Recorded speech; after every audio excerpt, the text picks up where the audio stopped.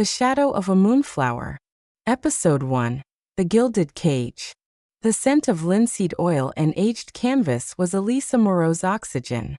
In her small, sun-drenched studio tucked away in a forgotten corner of Paris, she wasn't the daughter of a fallen financial dynasty. She was a restorer, a surgeon for wounded beauty. Here she mended the torn lace in a 17th-century portrait, her hands steady, her world ordered and quiet. The silence was shattered by a call from her mother. Her voice thin with a panic Alisa hadn't heard since the scandal broke 3 years ago. The debts, a dormant monster, had awoken. The vultures were circling their last asset. The family's crumbling but historically significant townhouse. They had a month. Despair was a cold stone in her gut. Then an email arrived. Not to her personal address, but to her professional alias, the one only a few serious collectors knew. It was from a representative of Leo Valenti, a name that whispered through the art world like a ghost. A reclusive, impossibly wealthy dealer who specialized in the recovery of lost items. He had a proposal, a private consultation. The sum mentioned for a simple assessment made her breath hitch. It was a lifeline, barbed and suspicious, but a lifeline nonetheless. The meeting was at night, at an anonymous address in the 7th arrondissement. Not an office, but a private hotel particulier. Leo Valenti was nothing like she expected. Not an elderly connoisseur, but a man in his late 30s, with the sharp, calculating eyes of a strategist and a presence that filled the opulent, sterile room. He moved with a controlled, predatory grace. "No pleasantries, Mademoiselle Moreau," he said, his voice a low, smooth baritone that felt like a physical touch. "I require a specific skill. Not restoration. Recreation." He showed her a photograph. It wasn't just any painting. It was Moonflower at Midnight, by the tragically obscure symbolist painter, Émile Verlaine. Lost, presumed destroyed in a fire in 1943. Art history footnote. But to the right collector, worth tens of millions. Leo claimed to have a client, a sentimental billionaire who dreamed of possessing it. He had, he said, the original studies, Verlaine's personal palette, and a fragment of the original canvas. He needed the rest. "It's not a forgery for the market," Leo stated, his gaze locking onto hers, dissecting her hesitation. "It's a private commission. A facsimile for a private viewing. No one will ever be defrauded." The ethical line blurred, then shattered under the weight of the number he named. It was enough to save the townhouse and clear the debts. Her father's legacy. Her mother's home. The price was her integrity and a leap into the unknown with a man whose stillness felt more dangerous than any outburst. With a dry mouth and a heart hammering against her ribs, Alisa agreed. The first payment hit her account the next morning. The materials, the studies, the palette box caked with decades-old paint, the fragile canvas fragment, arrived in a discreet, climate-controlled case. As she unpacked them in her studio, now feeling like a crime scene, her trained eye caught something. On the back of the preparatory sketch, in faint, spidery handwriting, was not a note about composition, but a cryptic line. "The true garden grows beneath the gray. Seek the key in the serpent's eye." And the canvas fragment? She examined it under her magnifier. The brushstrokes were Verlaine's, but the layer structure was wrong. There was something under the iconic image of the Moonflower. A pentimento, an earlier composition the artist had painted over. Her blood ran cold. Leo Valenti hadn't told her the whole truth. She wasn't just recreating a lost masterpiece. She was unwittingly excavating its secret. And he was watching. She felt it. Every click of her studio door, every trip to the art store, the sensation of eyes on her neck. He had gotten her a new, encrypted phone. For security, he'd said. It felt like a collar. Their interactions were a tense dance. His visits to check progress were brief, intense, charged with a professional admiration for her skill that felt intimately disarming. He'd stand too close, pointing at a line she'd drawn. His scent of sandalwood and cold stone invading her space. He asked pointed questions, not just about technique, but about her interpretations of Varaine's symbols. She lied about the note, about the pentimento. It was her only leverage in a game where she didn't know the rules. The attraction was a live wire, humming between them amidst the lies. It was in the way he'd watch her work, silent and focused. In the rare, fleeting smirk when she solved a technical problem. It was infuriating and electrifying. He was her captor and her patron. And with every layer of paint she applied, recreating Varaine's haunting Moonflower, she was also meticulously uncovering the hidden image beneath. A task she did in secret, late at night, heart-pounding with a mix of terror and thrill. It was taking shape. Not a garden, but a map.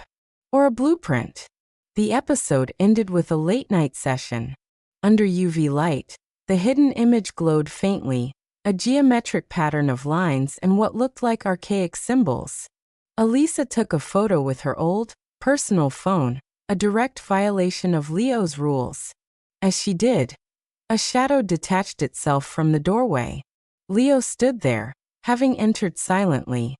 His eyes went from her face to the glowing canvas, to the phone in her hand. His expression didn't change, but the temperature in the room dropped to freezing. "Alisa," he said, her name a soft warning in the dark. "We need to talk about what you think you found." Episode 2. The Serpent's Sigh. The confrontation was a silent tempest. Leo didn't raise his voice. He simply crossed the room, took the old phone from her numb fingers, and placed it on the workbench. His proximity was a physical shock. "You've been industrious," he remarked, his eyes studying the UV-revealed lines on the canvas. "And dishonest." "You first," Alisa shot back, fear morphing into defiance. "What is this? A treasure map? Why did Varaine hide it?" Leo let out a breath that wasn't quite a sigh. "It's not a treasure map. It's a key. And it's why the painting was lost." He finally told her a sliver of truth. The painting wasn't just a symbolist piece. It was a manifesto for a secret society of artists and intellectuals, the Lunar Garden, who believed in hiding profound, often dangerous ideas in plain sight. The society was dismantled before World War II, but rumors persisted that they hid something of immense value. Not gold, but knowledge. Moonflower at midnight was the ultimate guide. The society's seal, he showed her in an old book, matched one of the symbols now glowing on her canvas. His client, he claimed, was a descendant of a garden member, seeking closure. But Alisa saw the fervor in his eyes. This was personal for him, too. The revelation changed the dynamic. They were no longer just forger and manipulator. They were reluctant partners in a puzzle. He needed her skill to fully reveal the key. She needed his resources and the promised money to survive. The attraction, now laced with a dangerous shared secret, burned hotter. Leo's protection became overt. A sleek black car began idling near her studio at night. He showed up unannounced to walk her home, his body language shifting from observer to guardian. Once, a man approached her at the market, asking oddly specific questions about her work. Leo appeared from nowhere, a few quiet words were exchanged, and the man paled and scurried away. "Who was that?" Alisa demanded. "A competitor," Leo said smoothly, but his jaw was tight. Their research into the symbols became a nightly ritual in her studio. They ordered takeout, spread out books and high-resolution scans, their heads bent close together. He was brilliant, connecting arcane art history to architecture and coded poetry. She was meticulous, cross-referencing pigments and brushwork techniques from the era to guess Varaine's thinking. In these moments, the walls lowered. He told her about his childhood in museums. She confessed her dream of saving her family's home not just out of duty, but to preserve its own history. He'd touch a paint-smudged strand of her hair absent-mindedly, then pull back as if burned. The cryptic line from the sketch, Seek the key in the serpent's sigh, led them, after days of research, to a small, defunct pneumatic message tube station, now a museum piece, known in the 19th century as the serpent's sigh, for the hissing sound the tubes made. It was located in the basement of the Musée des Arts Oubliés, Museum of Forgotten Arts, a place Verlaine was known to frequent. Their night infiltration of the museum's archives was a masterpiece of tension. It was a dance of shadows and whispered instructions, his hand firm on the small of her back, guiding her through dark corridors. They found the correct tube, long sealed. Using tools from her restoration kit, she worked it open with trembling fingers. Inside was not a physical key, but a slender glass vial of ultramarine pigment and a tiny, rolled parchment with coordinates and another riddle. Where the mirrored sky drowns in the earth's embrace, the gate awaits the keeper's face. As she pocketed the vial, a security laser she hadn't seen grazed her ankle. The silent alarm was triggered. Leo grabbed her hand and they ran. It was a breathless escape through service tunnels, his grip iron-strong, pulling her along. They burst out into a rainy alley, hearts pounding, laughing with adrenaline-fueled giddiness. He pushed her against a damp wall, not in aggression, but to shield her from the streetlight. Their bodies pressed together, breaths mingling. The moment stretched, electric and undeniable. He looked at her lips, then her eyes, his own a storm of conflict. He leaned in only to sharply turn his head, his body tensing. "We're being followed," he whispered, all business again. The romantic spell shattered, replaced by primal fear. The episode ended back at her studio. They decoded the coordinates. They pointed to a location in the Père Lachaise cemetery. The mirrored sky was a famous, often photographed monument. A large black granite slab polished to a high sheen, reflecting the sky. It lay directly over a sealed, private crypt. The crypt of the Verlaine family. Leo received a call on his secure line. His face went ashen. He listened, then said only, "I understand." Hanging up, he turned to Alisa. "The competition knows we have the vial. They know about the cemetery." He paused, his next words changing everything.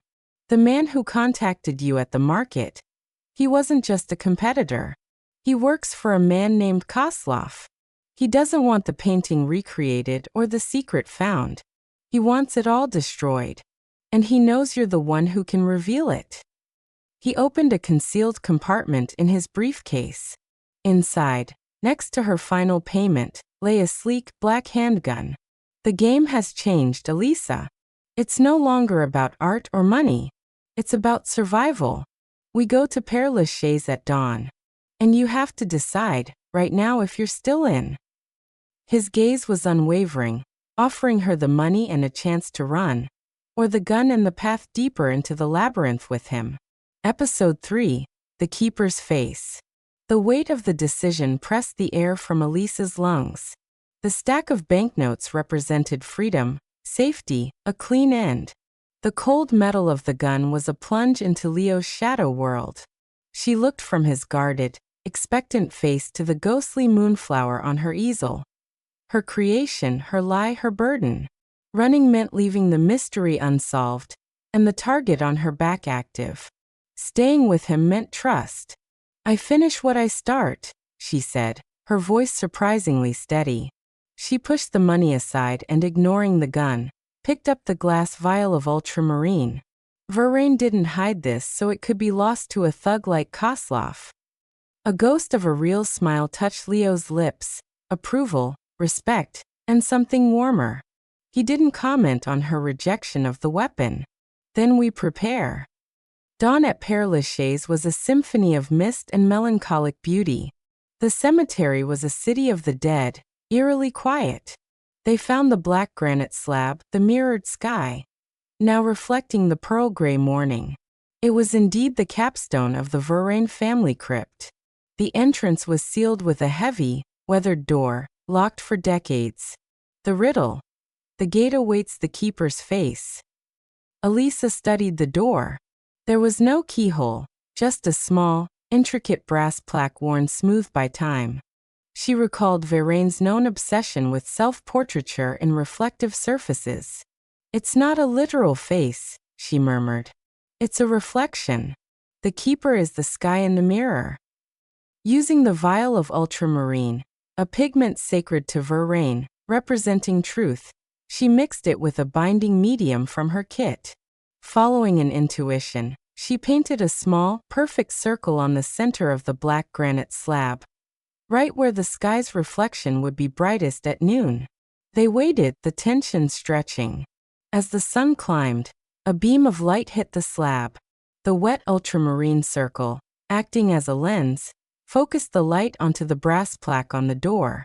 There was a faint click, and a hidden compartment slid open, revealing not a key, but a polished obsidian disc the size of a palm. Leo let out a soft, amazed laugh. "You brilliant woman," he said, the admiration naked in his voice. It melted another layer of her resistance. The disc fit into a depression on the door. It turned silently, and the ancient lock mechanism groaned open. The air inside was cold, smelling of damp stone and decay. The crypt was small, occupied by several sarcophagi. But at the far end, behind Emile Vérène's own resting place, the wall was different, fresher masonry. Using a crowbar from Leo's bag, they pried the loose bricks away. Behind them was a small, lead-lined box. Inside was no treasure, no jewels or gold.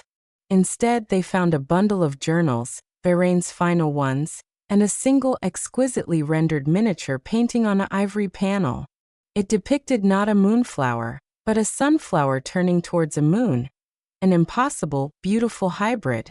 The journals spoke in frantic, coded entries about the society's fear, about a betrayal from within, and about a legacy too dangerous to reveal, too precious to destroy. They spoke of a place called l'Observatoire de l'âme, the Observatory of the Soul, a forgotten architectural folly built by a garden member. This, Vérène wrote, was where the true legacy was kept. The miniature was the final key to finding it. As Alisa carefully photographed the journal pages, Leo examined the miniature. His phone vibrated. A text, which he showed her. A grainy long-lens photo of the two of them entering the cemetery at dawn. The message: a trade. The contents of the box for her life. The North Colonnade. 1 hour. Come alone, Valenti. The fragile trust they'd built cracked. You let them hear. Alisa accused, backing away, the precious journal feeling like a betrayal in her hands. No, Leo said, his face grim. They were always watching you. Even before me. Your father. His financial troubles weren't an accident, Alisa. Koslov's network orchestrated it years ago, to pressure anyone with the skills he might need.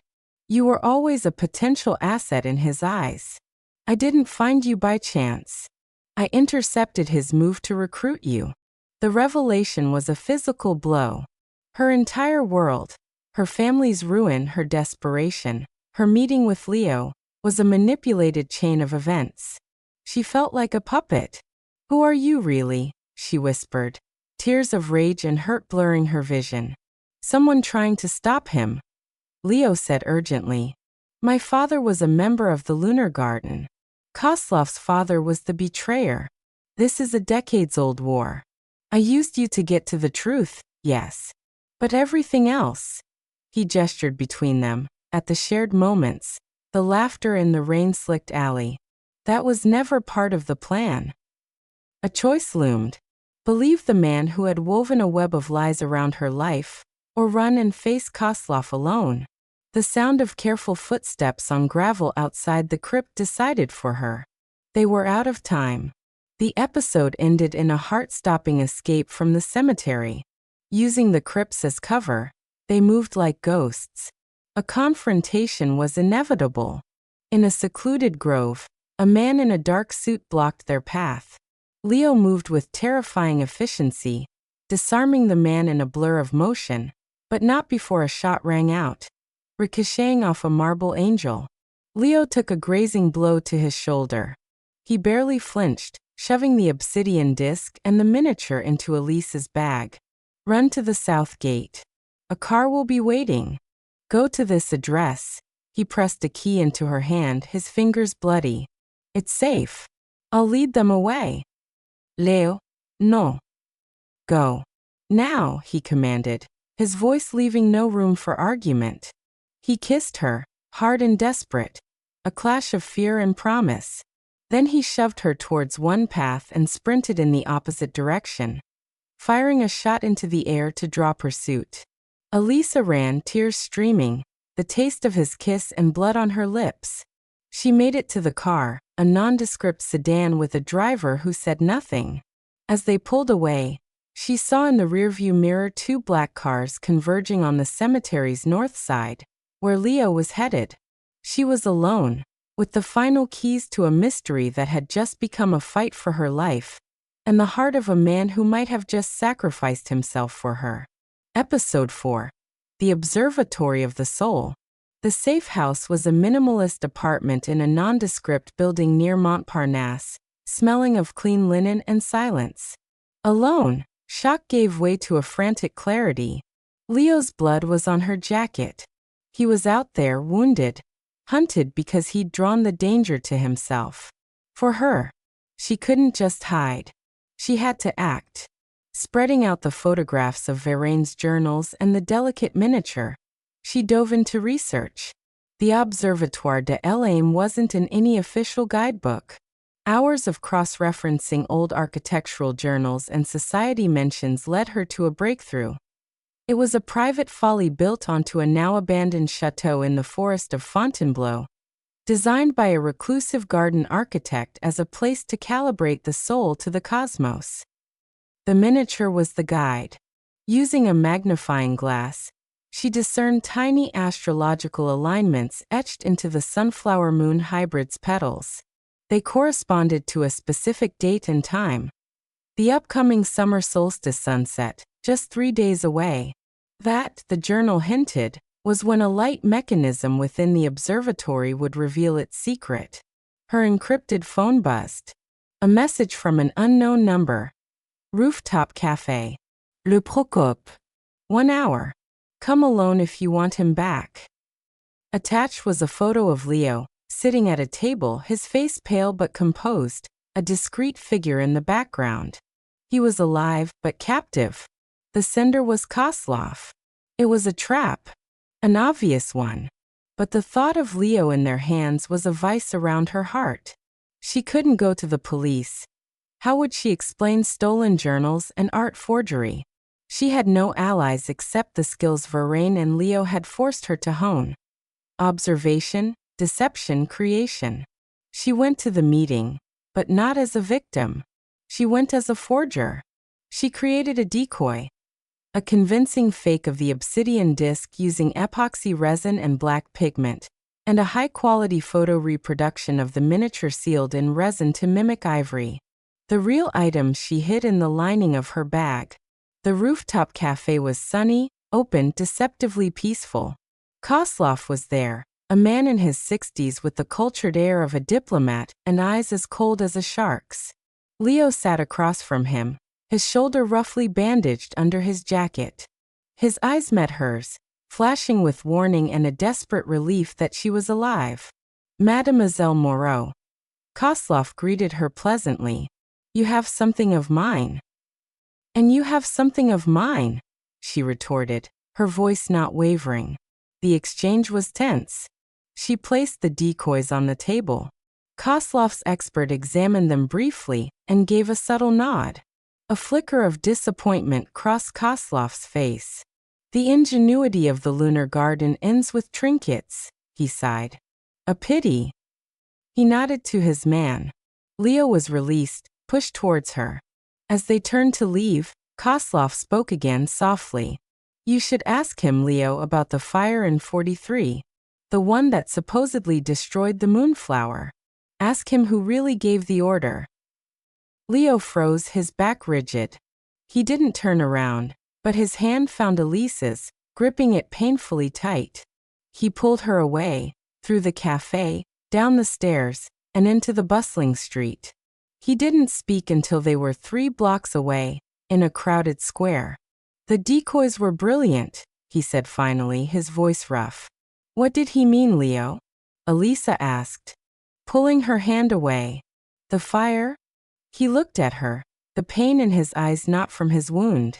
"My grandfather," he confessed, the words torn from him. He was the betrayer. Not Koslov's father. "My family. We were the reason the garden fell. We sold secrets to survive the war. The fire was set to cover the theft of several works, including the Moonflower, which my family kept. Koslov's father was a true believer who discovered the truth. His vendetta isn't just about the art. It's about erasing my family's stain and its descendants. Me. I'm trying to find the legacy not for profit, but to make amends. To give it to the world, as the garden intended." It was the final, devastating truth. His entire mission was born from guilt. The man she was falling for was the heir to the original sin of this story. "Why should I believe you now?" she asked, her world tilting again. "Because you have every reason not to," he said, utterly exposed. "And because I'm asking you to. One last time. Help me find the observatory. After that, you take the money, you save your home, and you walk away from me and this cursed history. Clean." The solstice was in 2 days. The pull of the mystery, the need to see it through, and the fractured, raw feeling she had for him warred inside her. She looked at his wounded shoulder, at the stark honesty in his face, at the ghost of the man who'd kissed her in the rain and sent her to safety. "We finish it," she said. "Together. Then we're done." The journey to the abandoned chateau was silent, charged with unspoken words. The observatory was a stunning, decaying dome of glass and wrought iron atop a turret, filled with strange optical instruments and prisms. As the sun began to set on the solstice, they aligned the instruments according to the miniature's clues. A beam of dying sunlight shot through a prism, fractured, and was focused by a lens onto a specific part of the mosaic floor. A depiction of the Moonflower. Nothing happened. Doubt crept in. Then, as the last sliver of sun disappeared, the absorbed heat triggered a hidden thermal switch. A section of the wall, disguised as a bookcase, slid open with a whisper of dust. Inside the small, hidden chamber was no pile of gold, no revolutionary manifesto. There was a single simple wooden bench, and on the walls, from floor to ceiling, were hundreds of small, exquisite paintings, drawings, and handwritten poems. They were the true legacy of the lunar garden. Not a weapon or a treasure, but a breathtaking, clandestine collection of art deemed too radical, too beautiful, too honest for their time. Art that celebrated love, questioned authority, and dreamed of other worlds. Art that was, in itself, an act of rebellion and preservation. In the center was a final, blank canvas with a fresh set of brushes and a note from Verrain. For the next keeper. It was not what either expected. It was better. Leo sank to his knees, not in disappointment, but in awe, the weight of his family's guilt perhaps lightening a fraction. Alisa touched the vibrant, saved works, feeling a connection to every artist who had risked everything for this. Their moment of reverence was shattered by the sound of footsteps on the iron staircase. Koslov's voice echoed in the dome. Sentimental, but it all burns just the same.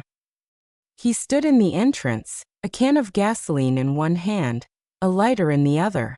He hadn't been fooled for long. He was here to erase it all, finally. The episode ended with Alisa and Leo trapped in the glass observatory, the priceless, vulnerable heritage of the lunar garden between them, and a man determined to burn it, and them, to ashes. Episode 5. The Keeper's Choice.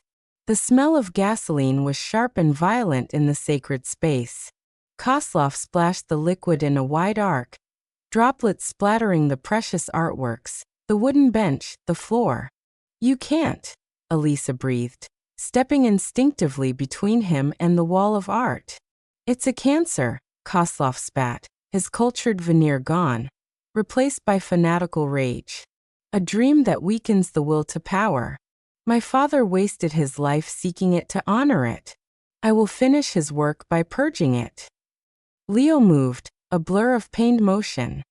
He knocked the gasoline can from Koslov's grip, sending it clattering across the mosaic floor, but the lighter remained, flickering in Koslov's hand. The two men grappled, a brutal, silent dance of vengeance and survival. Leo was weakened by his injury. Koslov fought with the strength of obsession. They crashed into an old telescope, glass shattering. Alisa's eyes darted around the chamber. Not a weapon in sight. Only art and fragile instruments. Then she saw it. The blank canvas and the brushes Verlaine had left. For the next keeper. An idea, desperate and brilliant, sparked. She grabbed a thick charcoal pencil from the bench. As the men fought, she didn't try to intervene physically. Instead, she began to draw. Not on the blank canvas, but on the large, flat section of the limestone wall next to the hidden chamber. She drew with frantic, sweeping strokes, calling on every hour spent studying Verlaine's style. She drew the moonflower, but merged it with the sunflower moon hybrid from the miniature. She drew it large, consuming the wall, a symbol of the synthesis Koslov was trying to destroy. "Stop him, Leo," she yelled, not as a plea, but as a distraction. "He's afraid of the truth this art holds. He's afraid of beauty he can't control." Koslov, enraged, shoved Leo aside and lunged towards Alisa, the lighter held high. "You scribble as your legacy burns.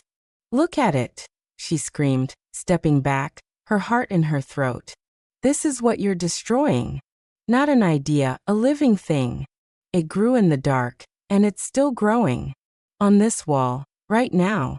For a split second, Koslov's eyes flicked to the enormous, crude but powerful drawing. It was a raw, immediate creation, the very antithesis of his desire for sterile control. In that moment of fractured attention, Leo, using the last of his strength, tackled him low and hard. The lighter flew from Koslov's hand, skittering across the gasoline-slicked floor towards the open can. Time slowed. Alisa dove, not away, but towards the lighter, sliding on her knees across the stone, her hand outstretched. Her fingers closed around the hot metal just as it came to rest against the gasoline can's spout. She flicked the flame dead. Silence, heavy and panting, fell. Leo had Koslov pinned. Alisa knelt on the floor, the saved lighter trembling in her hand. It was over. The police, called anonymously by Leo's driver who had been monitoring from a distance, arrived to find a bizarre scene. A hidden art trove, a struggling tycoon, a wounded man, and a woman covered in charcoal dust, guarding a wall-sized drawing. The aftermath was a whirlwind of legal intricacies. Koslov was arrested for attempted arson, assault, and a host of financial crimes linked to his long vendetta. The existence of the Lunar Gardens collection became a carefully managed sensation in the art world. A foundation was established, with Alisa and Leo as reluctant advisors, to preserve and eventually display the works. Leo's confession about his grandfather's role was made public within the context of restitution. His family's name was further tarnished, but he found a grim peace in the transparency. Weeks later, the townhouse was safe, the debts cleared with the reward from the foundation. Alisa stood in her clean, quiet studio, now filled with natural light instead of secrets. The ghost of the forged Moonflower was gone. In its place was the original, recovered canvas fragment, and next to it, her large charcoal drawing from the observatory, carefully transferred to canvas. She was working on painting it, for real this time. Leo found her there. He leaned in the doorway, his shoulder healed, the shadows in his eyes less absolute.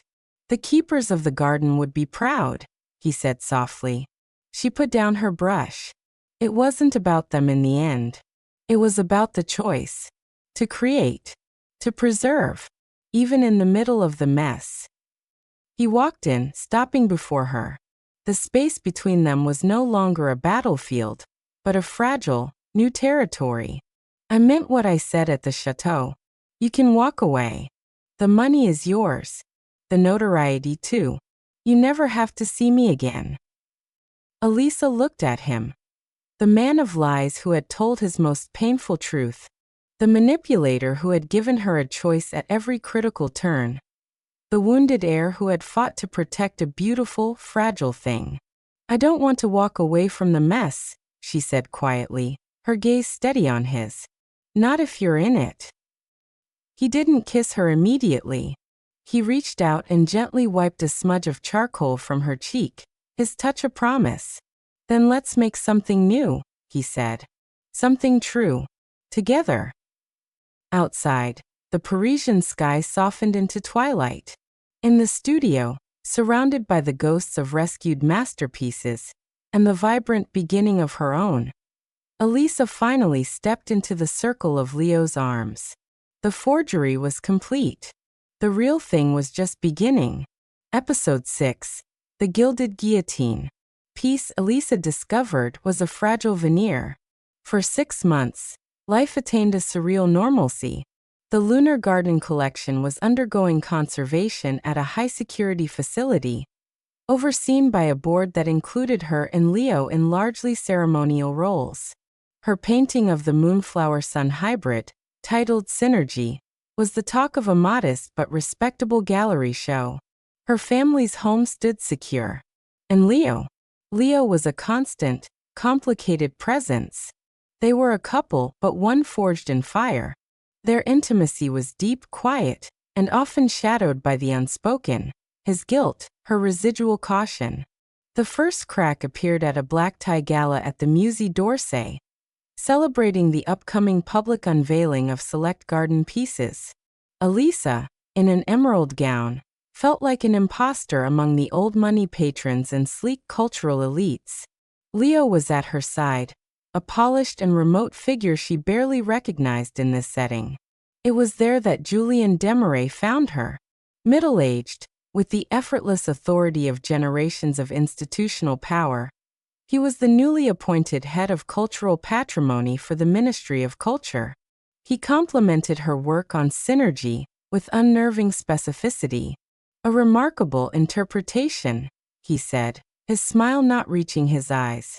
To build something so vibrant upon a foundation of secrets, it must be a heavy responsibility, being one of the new keepers.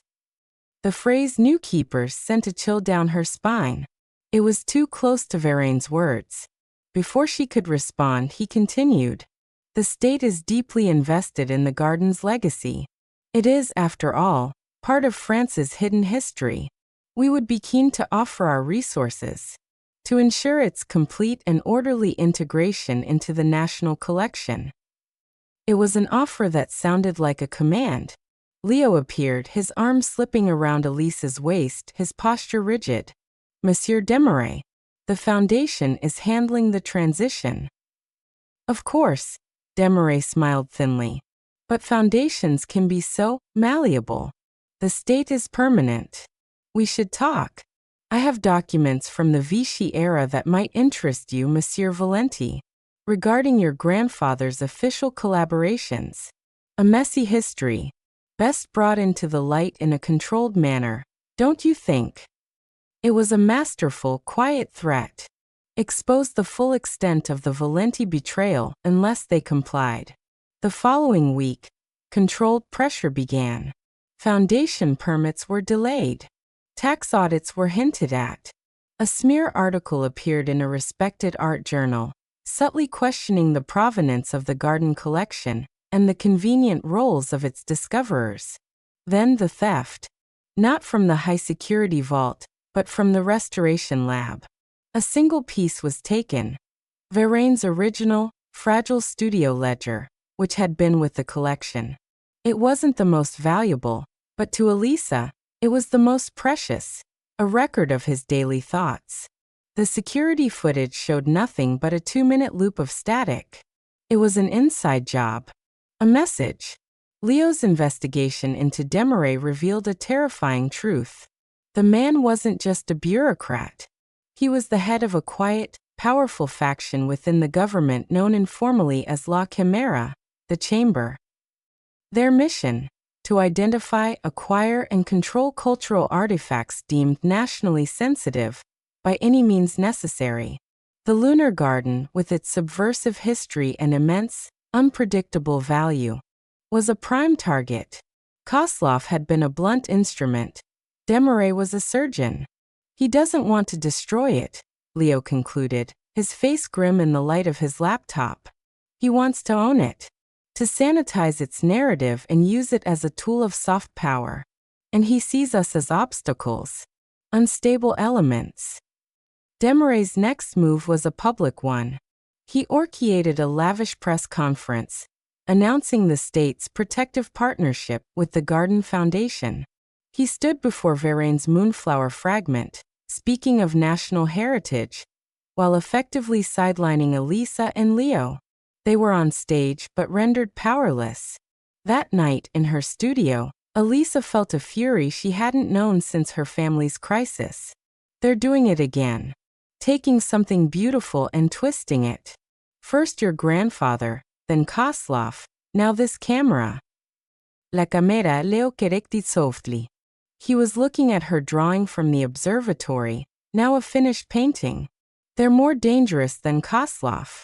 They have the law, the archive, and infinite patience. We have the art, Alisa said, her voice steely. And we know what it really means. We have to fight back. Not with guns. With the art itself. A plan began to form, dangerous and audacious. They couldn't fight the state head-on. But they could outmaneuver it. They needed to find what Desmarais truly wanted from the collection. Something beyond public control. The answer, they believed, lay in the stolen ledger. The episode ended with a clandestine meeting in the bowels of the Bibliothèque Nationale. A nervous archivist, an old friend of Leo's father, slipped them a dusty file. It contained pre-war correspondence between Varène and a government astronomer. The subject wasn't art, but light-sensitive pigments and celestial navigation. One line was underlined. The final alignment points not to a place, but to a moment. A conjunction. The legacy is a compass, not a treasure. As they read, Alisa's phone buzzed. An anonymous message with a single attachment. A photograph of the empty pedestal in the restoration lab where the ledger had been. The message read, "The chamber has the map. Do you have the courage to follow?" Episode 7, The Chromatic Cipher. The stolen ledger wasn't just a trophy, it was bait. Desmarais was drawing them deeper, testing their knowledge. To follow, they needed to understand the map. They had to reconstruct the ledger's contents from memory and scattered notes. Alisa's studio became a war room again. Photographs, her own conservation notes, and Leo's recovered family documents covered every surface. The key was Varène's obsession with light and chemistry. He hadn't just hidden art.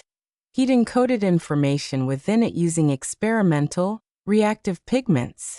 The final alignment points not to a place, but to a moment, Leo mused, staring at a star chart. A conjunction. What if the garden's ultimate secret isn't a physical object, but information?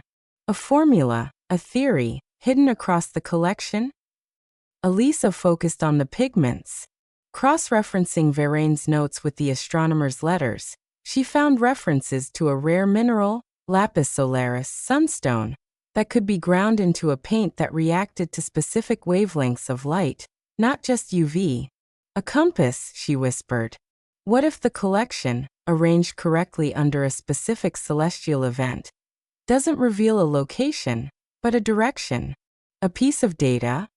Their breakthrough came from an unexpected source. The original, forged Moonflower she had created for Leo. She had stored it away, a relic of her shame. Now she re-examined it. Using a spectrometer Leo acquired through shadowy channels, they scanned the painting. Beneath the layers of her impeccable forgery, the ancient canvas fragment and her own recreation showed anomalous chemical signatures. Varène's fragment had traces of lapis solaris, But her paint, mixed using the historic palette he provided, had unknowingly recreated it. She had, in her act of forgery, inadvertently completed a chemical key.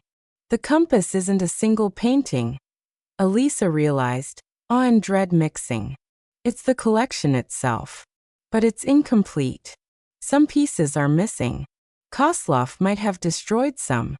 Others, Desmarais might have them. Leo's face darkened. He's not just collecting art. He's assembling the cipher.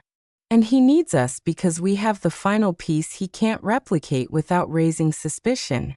Your skill, and your unknowing creation. He touched the forged painting. This is the authentic fake. The only modern component that is chemically part of the original set. They had to act before Desmarais pieced it all together. Their plan was a high-stakes gambit. They would let themselves be caught following the bait, but on their own terms. They publicly announced a small, private exhibition at a boutique gallery, showing her synergy, painting alongside high-resolution reproductions of key garden pieces. A scholarly exercise on symbolism. In reality, it was a trap. They would use the specific lighting of the gallery, calibrated to mimic the upcoming lunar eclipse, the conjunction, to try and activate the chromatic cipher on their own terms, drawing out Desmarais. The night of the exhibition opening was thick with tension. The elegant crowd buzzed, unaware of the silent war unfolding. Desmarais attended, a smile playing on his lips. As the simulated eclipse lighting sequence began, bathing the artworks in a peculiar, shifting spectrum, Alisa watched her synergy painting like a hawk. At first, nothing. Then, as a specific deep blue wavelength hit, faint, iridescent lines, like invisible ink revealed by heat, began to glow on the surface of her painting. They were not images, but lines of spectral data and musical notation. The crowd gasped, thinking it a clever installation effect. Across the room, on a reproduction of a garden landscape, similar but different lines appeared. The collection was communicating, a fragmented message emerging across space. Desmarais' cool facade cracked for a second, his eyes gleaming with triumph. He saw his theory confirmed. Suddenly, the gallery lights went out, plunging the room into darkness punctuated only by the eerie, glowing lines on the art. A voice, amplified and distorted, echoed through the space. The chamber thanks you for your collaboration. The key is now complete. You are no longer required. In the chaos and screams, strong hands grabbed Alisa from behind. A cloth smelling sickly sweet, clamped over her nose and mouth. She struggled, catching a last glimpse of Leo being subdued by 3 men near the exit. Then, darkness swallowed her. She awoke in a sterile, white room that felt like a luxurious cell. It was an elegant apartment, but the windows were sealed fake. On a desk sat Verane's stolen ledger, open to a specific page. Next to it was a contract and a vial of paint containing genuine lapis solaris. Desmarais' voice came from a hidden speaker. Welcome, Mademoiselle Moreau. You have done what my chemists could not. You recreated the key.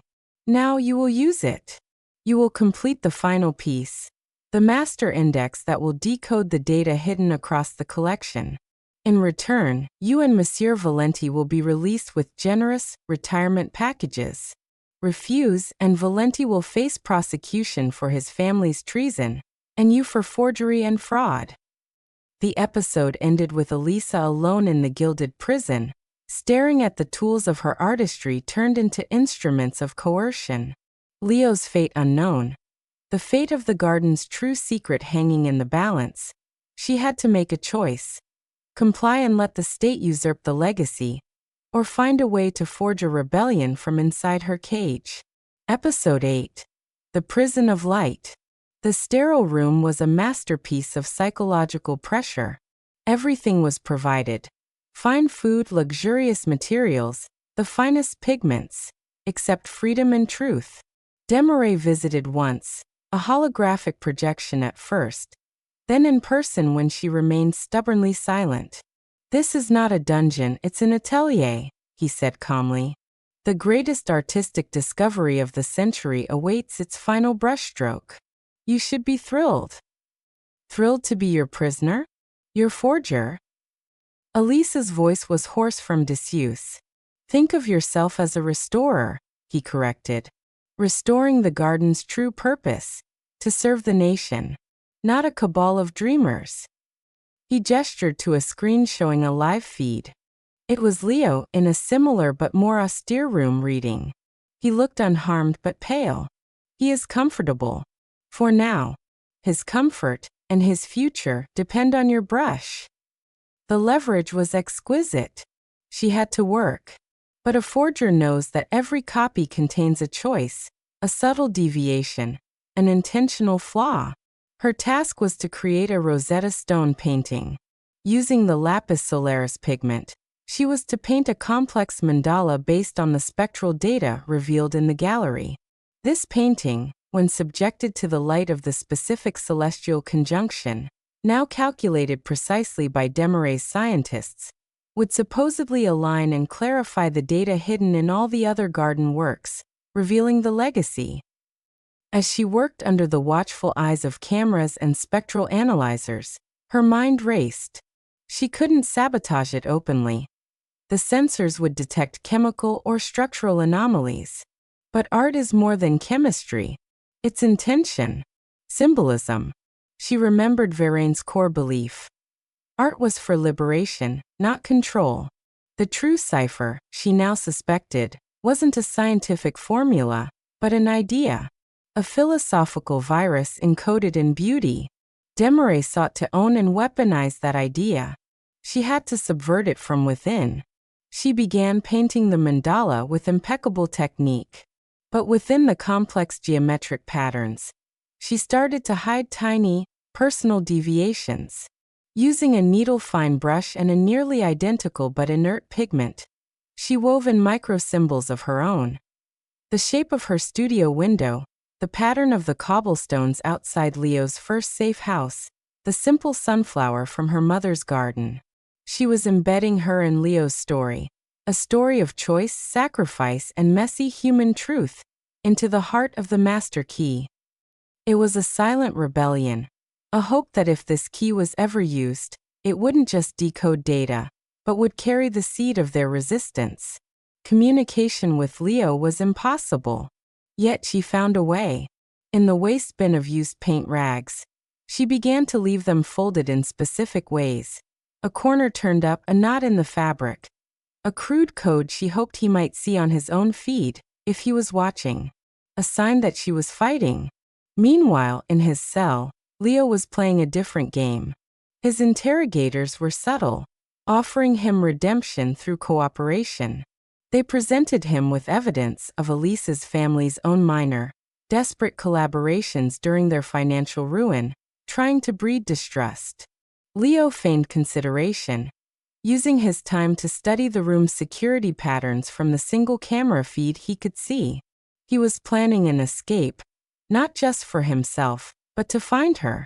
The day of the conjunction arrived. Desmarais' team moved Alisa and her completed painting to a custom-built chamber, within what looked like a government research facility. The room was dominated by a powerful, tunable light array. Her painting was placed in the center. The original garden pieces, including her forged Moonflower, were arranged in a precise circle around it. Leo was brought in under guard. Their eyes met across the cold room. A flash of fear, love, and fierce determination. "The moment of revelation," Desmarais announced, his voice vibrating with anticipation. "The culmination of a century of secrets." The lights began their programmed sequence, mimicking the celestial event. The lapis solaris in Alisa's mandala began to glow, then pulse. Beams of refracted light shot out, connecting it to each surrounding artwork. One by one, the garden pieces activated, their own hidden spectral lines glowing brightly. Data streamed across monitors, not text, but complex, interlocking patterns of light and sound frequencies. Desmarais and his scientists watched mesmerized. But as the patterns stabilized, they didn't resolve into a formula or a map. They formed a resonant harmonic, a beautiful, overwhelming cascade of light and tone that seemed to bypass logic and speak directly to emotion. It felt like sorrow, joy, defiance, and hope all at once. It was the essence of the garden's art, amplified. What is this? Desmarais snarled. Where is the data? The coordinates. It is the data, Alisa shouted over the hum. It's not a thing to own. It's an experience to have. A reminder. That's the legacy. In that moment of his frustrated distraction, Leo acted. He had palmed a sharpened piece of plastic from his cell. He disabled the guard closest to him with a swift, precise strike and grabbed his weapon. Chaos erupted. The episode ended in the dazzling, chaotic light show of the garden's final secret. Alisa and Leo were together, but trapped in the chamber with armed guards and a furious Desmarais. The only exit was sealed. The harmonic resonance was growing, vibrating the very walls. In a desperate move, Leo fired not at the guards, but at the main control panel for the light array. Sparks flew. The tuned lights went haywire, flashing erratically. The harmonic turned into a piercing, discordant shriek. A sprinkler system engaged, spraying water everywhere. In the blinding, strobing chaos of light, water, and deafening sound, Alisa felt Leo's hand find hers. Now, he yelled, pulling her not towards the sealed door, but towards the circle of now-drenched, fragile artworks, and the vibrating, light-spewing wall behind them. Episode 9. The Harmonic Escape. The world dissolved into sensory overload. Strobing, fractured light painted the room in jagged snapshots. Guards stumbling, hands over their ears, Desmarais shouting soundlessly, water sheeting down the walls. The harmonic, now distorted, was a physical pressure in their chests. Leo pulled Alisa through the circle of priceless, soaking artworks. He led her to the wall behind her mandala painting. The source wall where the main light array was mounted. The panel he'd shot was sparking wildly. He shoved a heavy spectrometer stand against the wall, using it as a ram against a weakened section where cables snaked through. The harmonic vibration had already loosened the bolts. With a shout of effort, he struck. The metal panel buckled inward, revealing not solid wall, but a maintenance conduit, a tight, dark space for electrical and climate systems. Go, he urged, pushing her into the narrow gap. They crawled through pitch darkness, the discordant symphony from the chamber fading behind them, replaced by the hum of building machinery and their own ragged breaths. The conduit was a maze.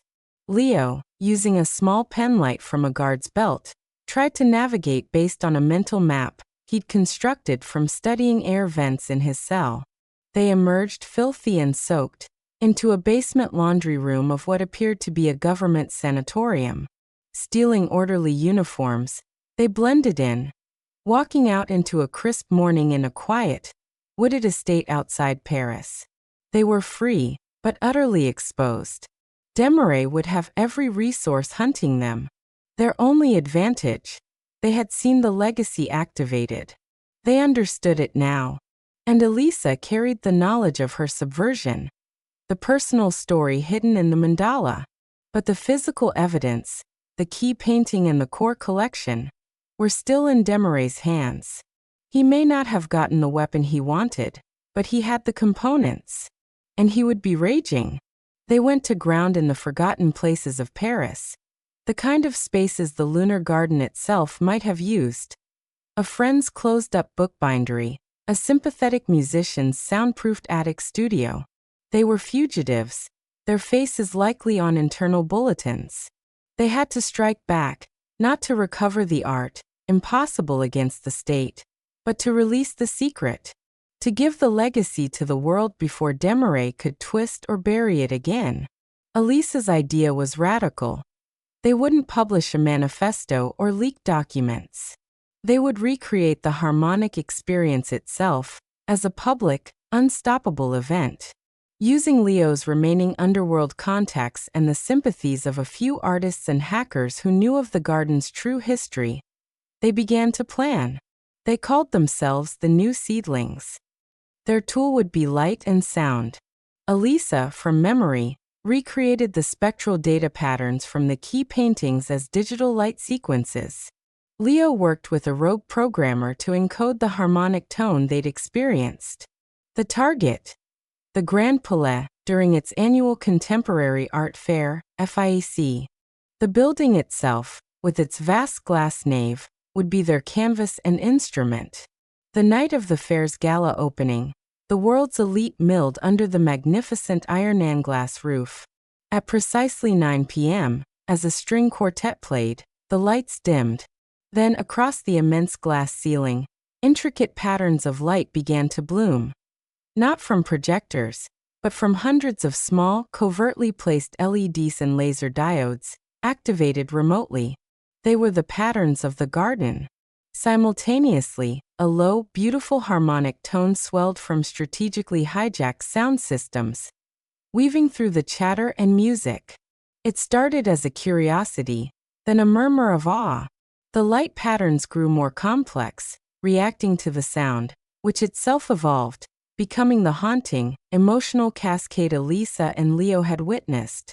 It was a 10-minute symphony of light and sound that transformed the Grand Palais into a giant, resonating version of the garden's secret chamber. Security was confused. They couldn't find the source. It was a ghost in the machine. As the experience reached its peak, a single line of text, simple and clear, was laser projected onto the central floor. The Lunar Garden lives. Its legacy is yours to feel, not to own. Then it vanished. The normal lights and music returned, leaving thousands of people in stunned, buzzing silence, followed by explosive conversation. What was that? An installation? A hack? A miracle? The viral event made global news. The story of the Garden Demaray's suppression and the fugitive keepers exploded into the public sphere. The state's narrative collapsed under the weight of public wonder and media scrutiny. The episode ended with Alisa and Leo watching the news coverage from a cramped safe house. They saw Demaray, stone-faced, giving a press conference denying any knowledge, calling it an elaborate hoax.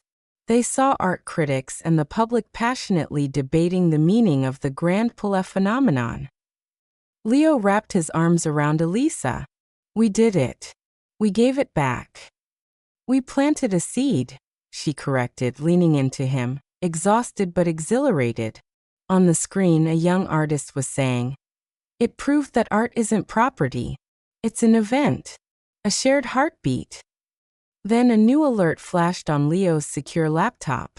It was an encrypted message, not from Demaray, but from an unknown entity. It contained a single, chillingly familiar symbol, a moonflower intertwined with a cogwheel. The message read, "The harmonic was a beautiful alarm clock. The true gardeners have been sleeping, not hiding. We are awake now. Seek the iron blossom." Episode 10. The Iron Blossom. The message changed everything. They hadn't restored the garden.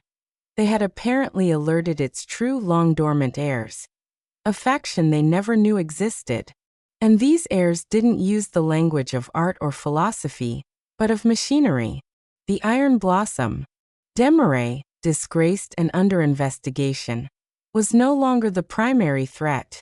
A new, unknown player had entered the game. The public victory at the Grand Palais suddenly felt like a naive prologue to a deeper conflict. The symbol of the moonflower and cogwheel led Leo down a dark rabbit hole of his family's archives, past the betrayal, to the garden's origins in the late 19th century. He found oblique references to a schism. The garden wasn't one group but two. The pedalists, who believed in art as a purely spiritual, transformative force, Varaine's faction, and the ruthists, who believed true change required embedding art within the machinery of society, in technology, industry, and infrastructure. The ruthists, deemed too radical and dangerous, were said to have disbanded or gone utterly underground. Their symbol was the floral mechanical hybrid. The legacy we found, Leo concluded, the harmonic data, it wasn't the end. It was one half of a dialectic. The pedalist half. The rootists have the other.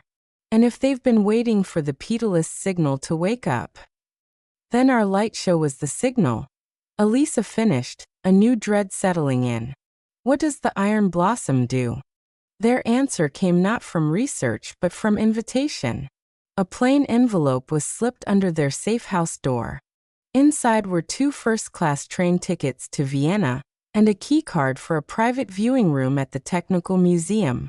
The note was typed on heavy antique paper. To understand the blossom, one must see its first bloom. Come and witness. Then decide if you are gardeners or weeds. It was a trap undoubtedly, but also the only path forward. They had to know what they had awakened. In Vienna, the museum was a cathedral of human ingenuity. The private viewing room contained a single exhibit, a stunning 7-foot-tall sculpture from the 1900 World's Fair. It was called Flora Mechanica. At first glance, it was a beautiful Art Nouveau flower made of polished brass and copper. But as they examined it, they saw it was an impossibly intricate machine. Gears, pistons, and delicate levers were woven into its stem and petals. A small placard, seemingly original, read, "A vision of nature and industry in perfect harmony, producing not pollen but pure light." Alisa, the restorer, saw it instantly. The pigment, lapis solaris. It's here. Tiny remnants of the rare mineral were embedded in the flower's central stamen, positioned as a lens. This wasn't just art, it was a functional device. A light engine. A hidden door in the exhibit wall slid open silently. A woman stood there in her 60s, with sharp gray eyes and the posture of an engineer. She introduced herself as Dr. Ilera Vance. "You triggered the pedalist harmonic," she said without preamble. "A lovely sentiment. A balm for the soul. But the world is sick with more than spiritual malaise. It needs structural change. The rootists never faded. We evolved. We waited for the pedalist key to be found, as it was the only way to unlock the full potential of our designs." She led them to a secret elevator that descended deep below the museum. What they entered was not an archive but a laboratory. On tables lay schematics that blended organic forms with advanced mechanics. Desalination plants shaped like giant lilies, solar collectors modeled on sunflowers that tracked more efficiently than any panel, wind turbines with blades shaped like swirling seeds that hummed a harmonic tone to deter birds. "The iron blossom is not one thing," Ilera explained, her passion evident. "It is a philosophy made concrete. The garden's legacy isn't a feeling or a formula. It's biomimetic technology, designed using principles encoded in the pedalist art. Principles of harmony, efficiency, and beauty. The harmonic you released contains the mathematical rhythms of optimal growth and energy flow. With it, we can finalize decades of work." She showed them a prototype, a small device like a metal orchid that, when a light, simulating the pedalist harmonic, was shined on it, began to purify the air in the room at an astonishing rate, its petals moving silently. It was breathtaking and terrifying. This was the legacy with the power to change the world. But in whose hands? Desmarais wanted to own art to control narrative, Ilera said. "We want to implement this technology to liberate humanity from scarcity and pollution. But to do so requires scale and capital. There are forces, corporations, governments, who would weaponize this or suppress it to protect their old energy empires. We need the pedalist key, fully realized, to activate the larger prototypes. We need you." They were being offered not a prison, but a partnership. A chance to see the garden's dream made real in steel and light. But the shadow of Kozlov and Desmarais loomed large. Could they trust another secretive group with such power? Alisa looked at Leo, seeing the same conflict in his eyes. This was the true fork in the road. Retreat and protect the secret as a purely cultural artifact, or step into the storm and try to guide this world-changing power toward good. The episode ended not with a chase or a kiss, but with a profound choice. They stood in the humming underground lab, surrounded by the beautiful, sleeping machinery of the Iron Blossom. Alara Vance waited for their answer. Alisa spoke, her voice clear in the sterile air. "We'll help you, but not as your employees. Not in secret. The garden died in shadows. If the blossom is to grow, it must do so in the light. No more hidden chambers. No more keepers. We build it where everyone can see." She reached out and took Leo's hand, facing the future not as forger and heir, but as gardeners of a new, impossible harvest. Episode 11, The First Bloom. Their terms were radical. Transparency, open-source principles for the core technology, and a public unveiling. Dr. Alara Vance's smile was thin, the smile of a strategist who had anticipated this move. "The light is a harsh gardener," she said. "It burns weeds, but it can also wither young shoots. We will try it your way. But the moment the wolves gather, you must be ready to defend the garden with more than words." Their new headquarters was not a hidden lab, but a repurposed glass-walled biomechanics research institute on the outskirts of Vienna, christened the Atrium. Alisa's role evolved from artist to aesthetic director. Her eye for harmony and symbolism was crucial for ensuring the technology not only worked but felt intuitively right, a true extension of nature. Leo became the archivist and strategist, using his knowledge of the garden's history and his underworld connections to vet partners and secure ethical supply chains. The first major project was the Aqua Lily, a water purification system for a drought-stricken region in southern Europe. The design, based on the Flora Mechanica, was stunning. A field of graceful, metallic lilies that opened to the sun, using a combination of solar thermal energy and the pedalist harmonic principles to distill water with minimal energy input. Alisa insisted on using locally sourced, recycled metals and integrating the structures with native reed beds, making them a functional part of the landscape. The public announcement was a media earthquake. The story had it all: rediscovered secret societies, fugitive lovers, and world-saving technology. They were hailed as visionaries. Investors, philanthropists, and governments flocked to the Atrium. For a few heady weeks, it seemed their dream was working. They were building in the light. The first crack appeared with Silas Thorne, the charismatic CEO of Ethelgard Energy, a green tech giant with a ruthless reputation for acquiring and monopolizing sustainable innovations.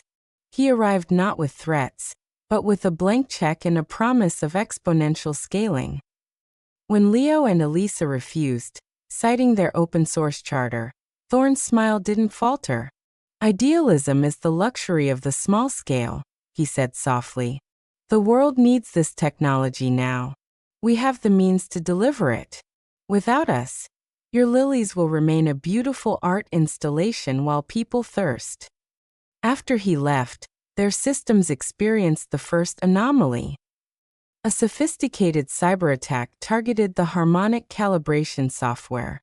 It was traced to a server cluster with known, if unprovable, ties to Ethelgard's cybersecurity division. It was a warning shot. Worse was the internal dissent. A faction within the ruthless, led by a brilliant but impatient young engineer named Kale, began to grumble. The open-source approach was too slow. Thorne's resources could deploy the Iron Blossom technology across continents in years, not decades. "We didn't wait a century to put up pretty sculptures," Kale argued in a tense council meeting. "We waited to change the world. Thorne can make that happen." The pressure was a vice. Alisa lay awake at night, haunted by the vision of her beautiful aqua lilies co-opted, patented, and sold at a premium, becoming a symbol of corporate greenwashing rather than liberation. Leo grew increasingly paranoid. seeing potential betrayals in every new partnership offer. The crisis culminated at the pilot's site, days before the Aqualily field's activation. A technical fault caused a critical reactor vessel to overheat. Sabotage was obvious. While no one was hurt, the launch was delayed indefinitely. The media narrative began to sour. Utopian dream hits technical snag. That night, despondent, Alisa walked through the half-assembled lily field under a cold moon. Leo found her there. "We were naive," he said, his voice rough. "No," she replied, touching a cool metal pedal. "We were right. The shadows are just fighting back harder. We can't outmuscle Thorn. And we can't become him. We have to outthink him."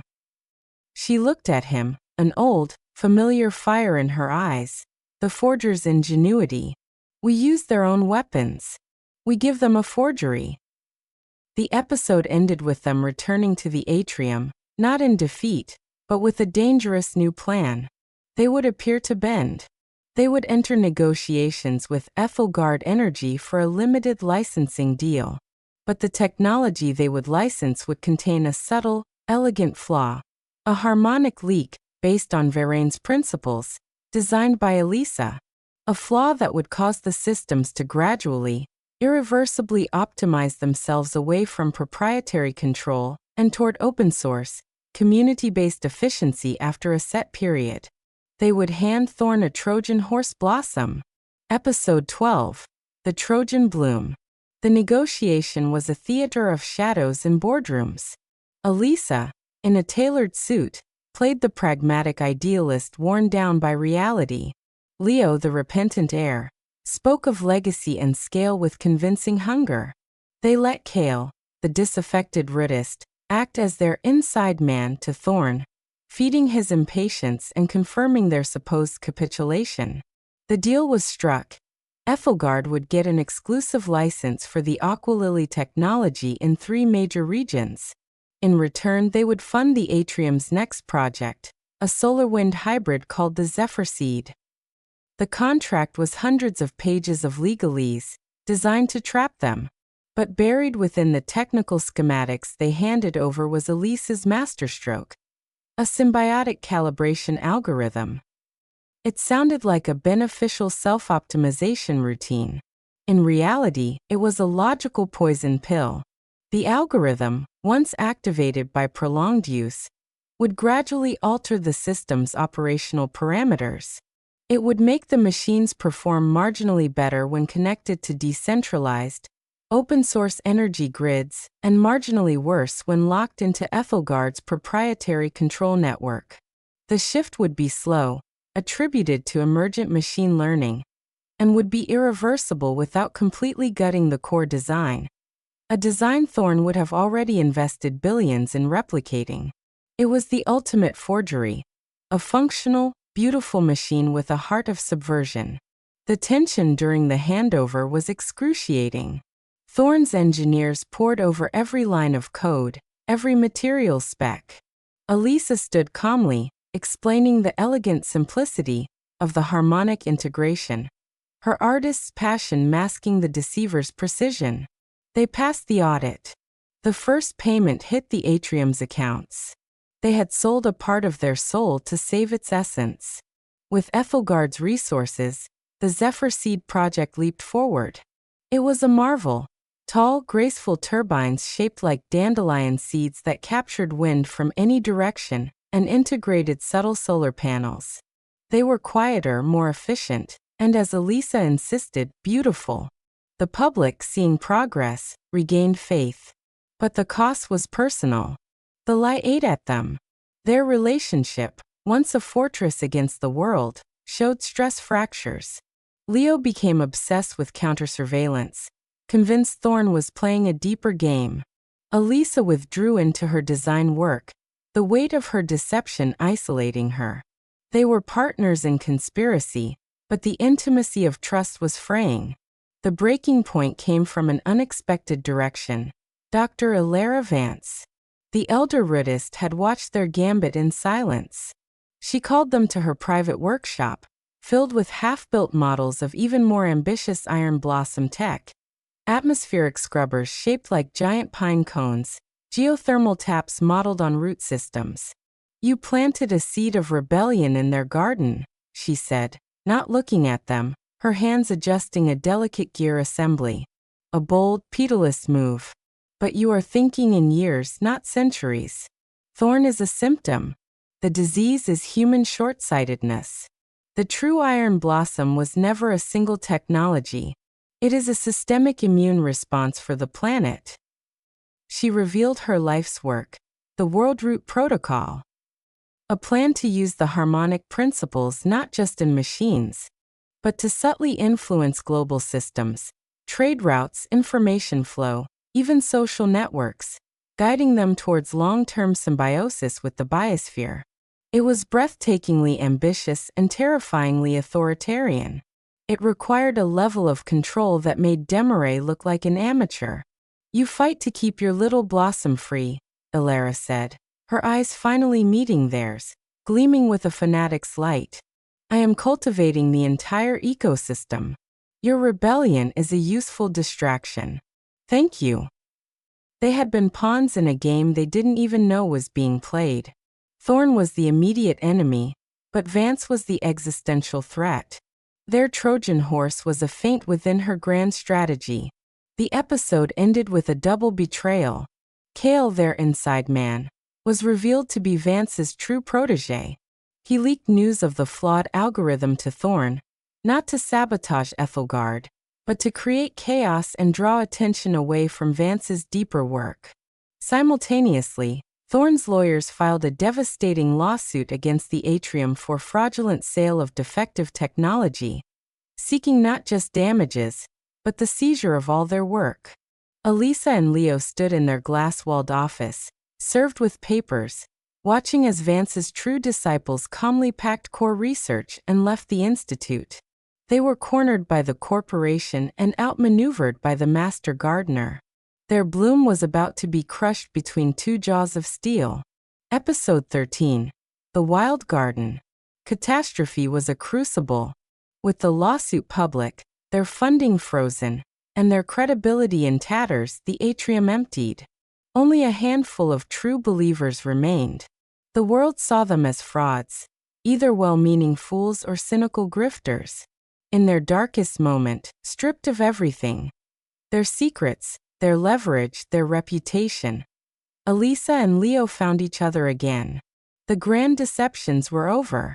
All that was left was the truth between them and the core idea that had started it all. Art, and the technology born from it, should be free. "We tried to play their games," Alisa said, her head on his shoulder in their empty, echoing apartment. "The forger, the heir, the CEOs, the masterminds, we wore all the masks. They all failed." Leo kissed her hair. "Then we stop playing. We become exactly what they call us. Not keepers. Not CEOs. Just gardeners. And we plant where we can." Their final act was not an attack, but a surrender and a dissemination. They declared the atrium bankrupt. But before the assets could be seized, they executed a digital dead man's switch. Every schematic, every line of code for the Aqua Lily, the Zephyr Seed, and all their preliminary work was uploaded not to a shady forum, but to global academic and makerspace networks, wrapped in Varaine's art and their own story. They didn't just open source it. They gifted it to the world with a narrative, making it a story of resistance anyone could adopt. The symbiotic calibration algorithm was highlighted, not as a flaw, but as a freedom lock, a built-in feature to prevent corporate monopoly. They invited engineers, students, and villages to build, modify, and improve. They gave away the seeds of the iron blossom for anyone to grow. The lawsuit became meaningless. You can't sue someone for giving something away. Thorn was left with a worthless exclusive license to technology that was now being built in garages from Nairobi to Oslo. His stock plummeted. As for Alara Vance and her World Root Protocol, they vanished. But without the control of the core, public technology, Her plan for a guided ecosystem lost its leverage. She retreated into the deepest shadows, a queen without a kingdom. A year later, Alisa and Leo stood on a hillside in Portugal, not as leaders but as visitors. Below them, a community had built a field of aqua lilies from their posted schematics, using local materials. The lilies gleamed in the sun, providing clean water for the village. A child had painted bright patterns on some of the stems. It was not perfect. It was not uniform. It was alive, adapted, and free. A local engineer, a young woman who had led the project, approached them. "Thank you for the plans," she said. "We had to modify the condenser for our humidity. We're calling them Hope Lilies here." Alisa felt tears in her eyes, not of sadness, but of profound release. This was the true legacy. Not a hidden chamber, not a weapon, not a controlled system. A wild garden, growing in countless forms, tended by countless hands. They had no institute, no fortune, no secret. They had a small studio by the sea where Alisa painted real canvases, vibrant, unencoded images of metal flowers against wild skies. Leo wrote the definitive, unflinching history of the lunar garden, from its ideals to its schisms to its final, messy rebirth. They lived quietly, their love no longer a fortress against the world, but a quiet, well-tended plot within it. The final scene is Alisa in her new studio. She is painting a single, perfect moonflower, its petals edged with the faintest hint of metallic gold. Leo enters, bringing the smell of the sea. He looks at the painting, then at her, and smiles, a real, easy smile, free of shadows. "Is it finished?" he asks. Alisa puts down her brush, considering the canvas. It is no longer a key, a forgery, or a weapon. It is just a flower. Beautiful. Complete. "Yes," she says, taking his hand. "It's finished." The end.